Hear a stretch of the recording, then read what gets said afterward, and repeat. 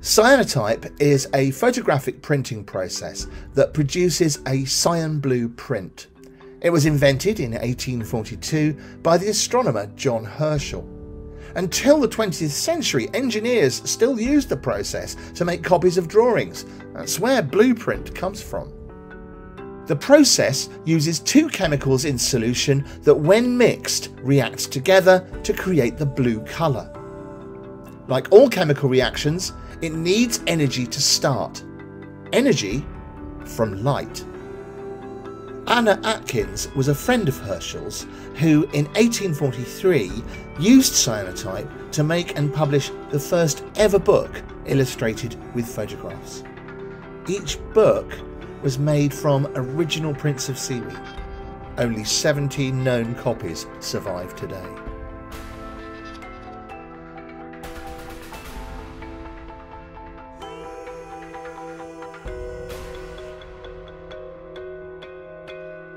Okay, well, so we did photoreactive paper. First of all, we mixed equal quantities of our two mixtures of chemicals. So here's the one. We measured equal quantities of the two chemicals. We used the smallest measuring cylinder that would hold the total we needed of each ingredient. We mixed the chemicals together and then brushed them onto paper. The paper was left to dry overnight before we used it.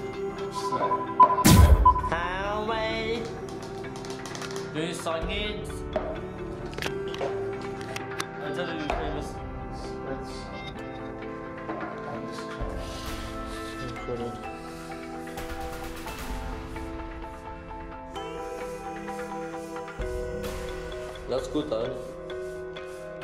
What is this? Where did you get this? Oh, they're nice bits of card. This is dodgy. I can do some big close-ups of the brush. That might be too close, that might be able to focus that thing.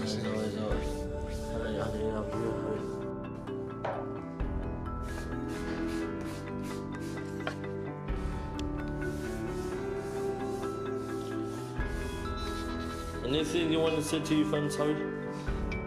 I'm really fancy, yes. You sure? Yeah, definitely. No, what about those people who watch your videos? It's only you, mate. No one else does it anymore. You're joking. We didn't create all our paper in one go or try and create all our photographs at once. Instead, we made small batches of paper and tested our ideas as we went along. A plan, do, review process. The first thing we learnt? Dry the paper in the dark. The second thing we learnt? Don't keep the paper lying around for weeks before you use it. This increases the chance that light will get to it, and also that the reaction will take place anyway.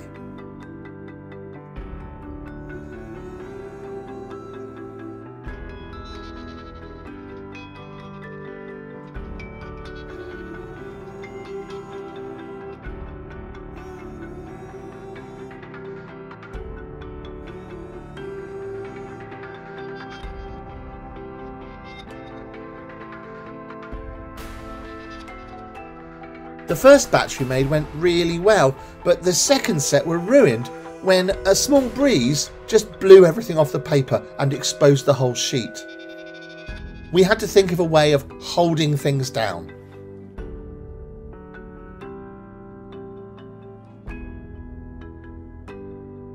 So here's the paper. The light levels are a bit low in here.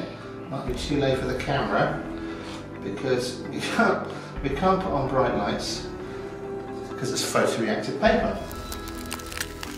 Put those there, and then take that over.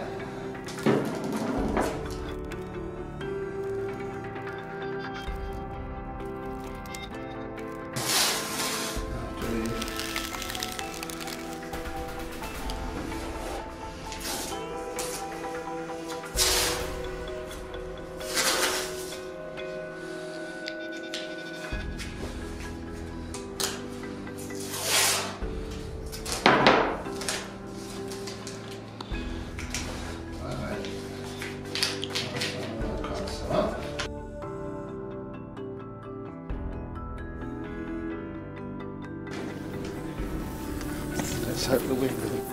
Go. We went with a 20-minute exposure and that worked pretty well. In future, I think we might prepare test strips so that when we're going to do a photograph, we can see what would be the appropriate light level.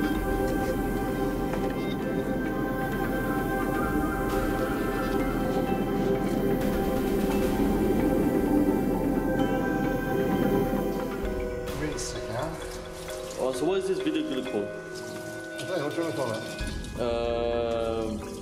Well, what is that called? What's this called? It's called chromatite.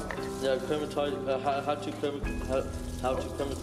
Or we could say the earliest Instagram. Instagram.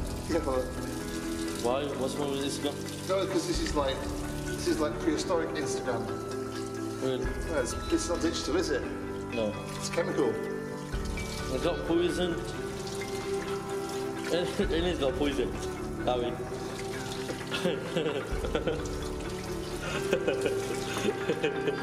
Yeah. Oh my god. And you're famous. Am I? Cool.